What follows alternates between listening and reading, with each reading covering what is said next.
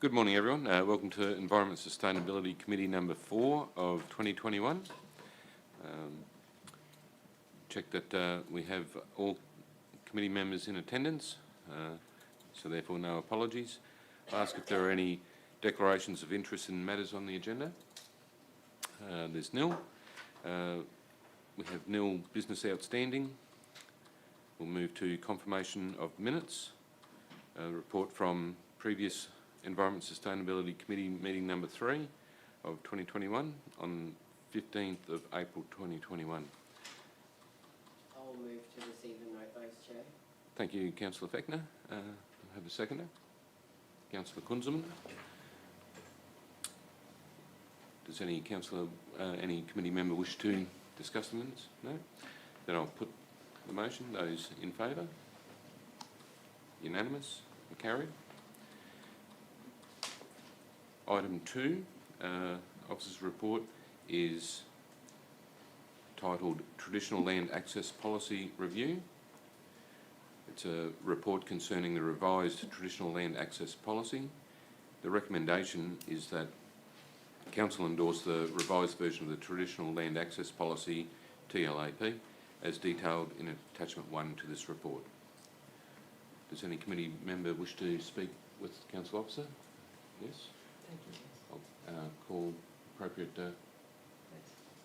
Council Officer forward.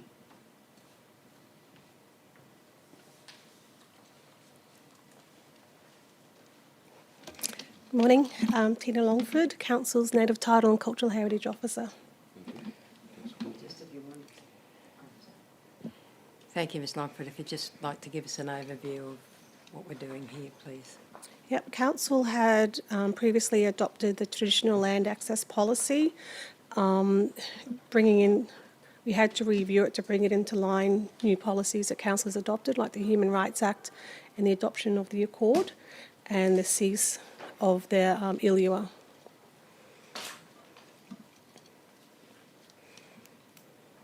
Any other questions? That's all. Any other member of the committee? Thank you, Ms Longford. What are the main changes to this and what are the obligations for the Council? Technically, there's no changes. They'll still operate the same way. It's more to bring it in line with our new strategies and the legislations that have been passed. So it was outdated. Right. It actually was a part of, it was flagged as part of the TP program, and it had been waiting for the Human Rights Act to be adopted first before it was reviewed. Okay. So are there any cost implications of this policy? No. There's none? And how will this make things better? What are the benefits to the traditional owners here? Yeah. The benefits are, well, the traditional owners, it has always been known, have utilised councils' owned and managed land. So we have conservation estates and reserve that we look after. And the traditional owners have been utilising these land spaces to conduct and undertake cultural practices. The benefit for council is that we're streamlining it and we're aware of it. So, for example, if there's a fire or we're doing fire breaks or fire mitigations or anything like that, we know someone's out there and we can notify them. So at the moment we have a process in place for community groups to access and to book online, online booking system to access. So like for White Rock, they can go in and do a fun run activity, and if we know there's a fire, we can contact them and cancel it, or if we're going to do fire management practices, whereas we have no mechanism in place to let traditional owners know. Right. So this is a way that, for an example, to streamline it. Okay. I note the report states that no community consultation was required for this report. May I ask, why is that?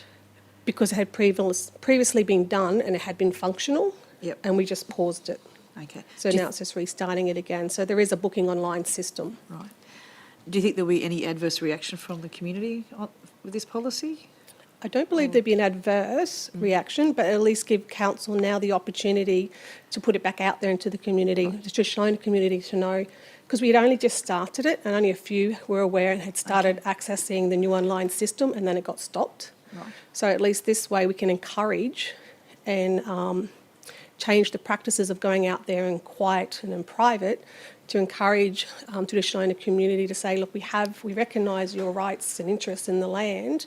This is a more streamlined, safer way for us to manage it. Okay. Thank you. Thank you. Any other member of the committee that would like to ask any questions? Thank you. Okay.